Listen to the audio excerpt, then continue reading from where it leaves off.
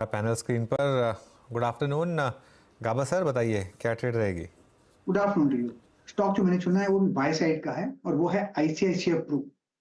Now ICICI Pru का basically chart structure positive है, करीब 5-7 दिनों से एक साइडवेज मूव है और आज एक मूव थोड़ा इसमें स्ट्रेंथ नजर आती है। ट्रेड करा है 530 में, स्टॉप होगा 525, ₹5 का। टारगेट 540 के नजर आते हैं आईसीआईसीआई प्रू। ओके, 540 के लिए आईसीआईसीआई प्रू में तेजी का मौका। रचना जी, गुड आफ्टरनून, आपका ट्रेड। जी गुड आफ्टरनून। मेरा ट्रेड शॉर्ट साइड का रहेगा भारतीय एयरटेल के मार्च के फ्यूचर्स में।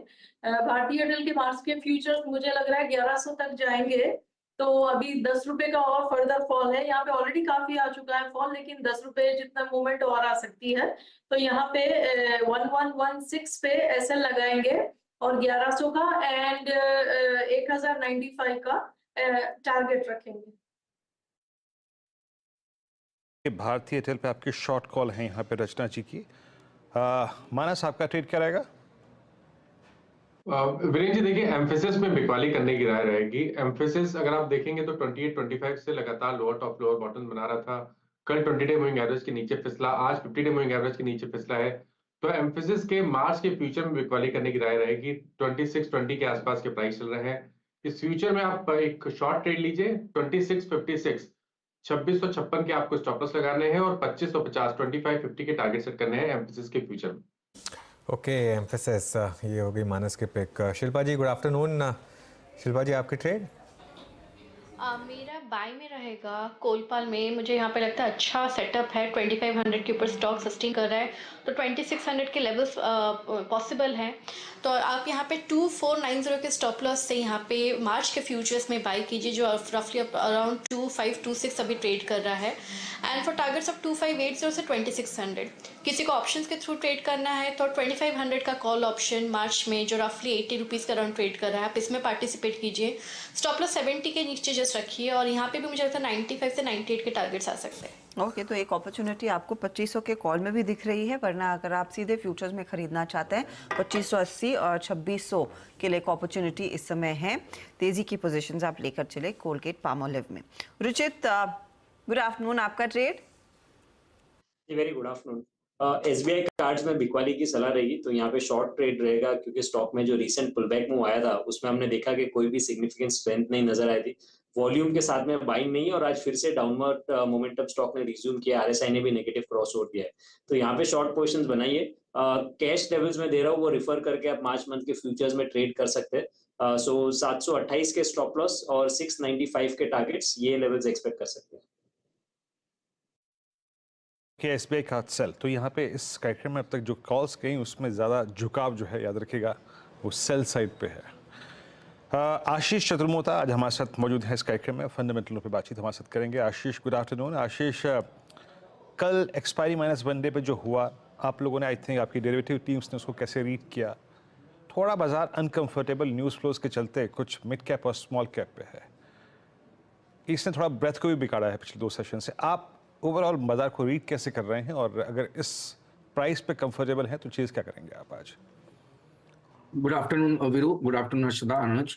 देखिए, मेरे हिसाब से मार्केट में आप देख रहे हैं कि थोड़ी सी एक साइडवेज ट्रेंड बना हुआ है और उसके कारण बहुत से हैं, हम देख रहे हैं कि थोड़ा सा मिड और स्मॉल कैप में भी एक प्रॉफिट बुकिंग बन रही है, बट कहीं ना कहीं कुछ लार्ज कैप ऐसे स्टॉक्स है जो कंटिन्यूसली अपने आप को सस्टेन कर रहे हैं, चाहे वो रिलायंस हो या ऑटो बास्केट में हम महिंद्रा मारुति की बात करें, तो ये ओवरऑल को बाजार को एक स्टेबिलिटी दे रहा है और मुझे लगता है बाजार को कहीं ना कहीं रेंज बाउंड रखेंगे।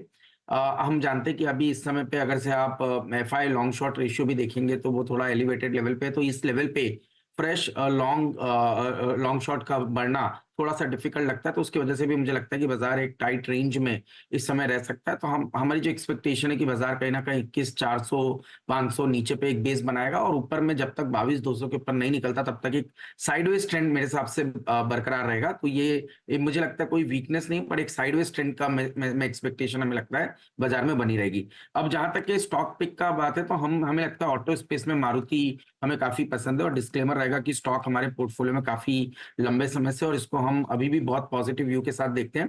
लेवल्स की बात करूं तो पहले लेवल की बात करें तो एक बहुत ही बड़ा ब्रेकआउट वीकली और मंथली चार्ट्स पर 900 के ऊपर इस स्टॉक में हुआ है। और अगर से इसके लॉन्ग टर्म चार्ट्स की बात करूं तो 6 साल के लंबे कंसोलिडेशन के बाद 2017 दिसंबर में स्टॉक ने करीब 9900 10,000 के ऑल टाइम हाई बनाए थे। उसके बाद ऑलमोस्ट 6 साल लगे इस ऑल टाइम हाई को वापस डिसाइसिवली क्रॉस करने के लिए।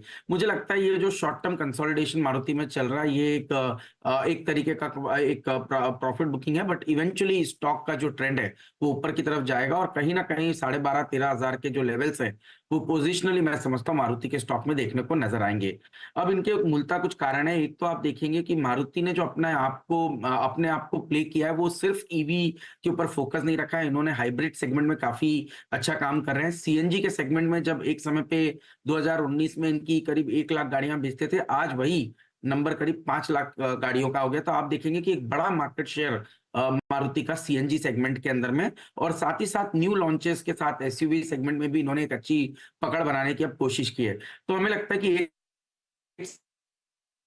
समय पे जो मारुति का मार्केट शेयर 50% था जो गिर के 40% के आसपास आ गया था, वो धीरे धीरे एक रिकवरी आना शुरू हुई है। 43-44% के आसपास मारुति का मार्केट शेयर बन रहा है अब मार्केट शेयर गेन में। साथ ही साथ हमें लगता है कि एबिटा मार्जिन जो है वो आपको आप कहीं ना कहीं 11% के आसपास फाइनेंशियल ईयर 25 में आएगी, और वॉल्यूम ग्रोथ हमें लगता है आने वाले 3 सालों में 8% की वॉल्यूम ग्रोथ मारुति के अंदर में देखने को नजर आएगी, जिसके चलते कहीं ना कहीं 15 से 16% का रेवेन्यू ग्रोथ हमें देखने को नजर आएगा। इस सब को ध्यान में रखूं तो हमें लगता है कि मारुति एक बहुत ही रीजनेबल पी मल्टीपल पर इस समय पे ट्रेड कर रहा है फॉरवर्ड बेसिस पे, तो जिसकी वजह से हमें लगता है कि रिस्क रिवॉर्ड फंडामेंटली बहुत पॉजिटिव है। और टेक्निकली जैसे मैंने कहा आपको 6 साल के ब्रेकआउट के बाद मारुति के अंदर में तेजी आई है, तो ये जो डिप आ रही है मुझे लगता है इसको एक बढ़िया अपॉर्चुनिटी होगी मारुति के स्टॉक के अंदर में लॉन्ग पोजीशन बनाने के लिए। तो एक बड़ी अपॉर्चुनिटी मारुति के शेयर में लॉन्ग बनाने की, तो देखिए इक्वल है